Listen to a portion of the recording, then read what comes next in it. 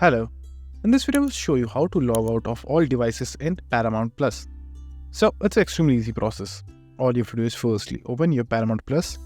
Now it could be on your browser or on your Android or iOS device, it's totally up to you. Then open your Paramount Plus, then just simply go to your account.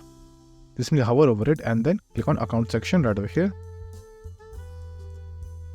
Now right over here you will have two options. The first option is you can delete the profile if you want to. If someone is using a designated profile, you can delete that if you are the main owner of the particular account.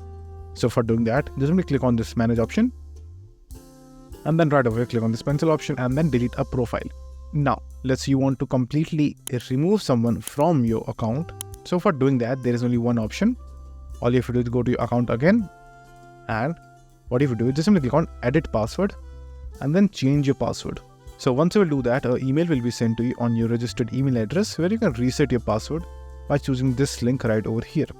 Now, once you will reset your password, all the devices that are connected with your account will be logged out automatically because the password has been changed and the password that they were using previously have been now changed. So the passwords won't work and the accounts will automatically sign out, thus logging out all devices from your Paramount Plus. So that's it.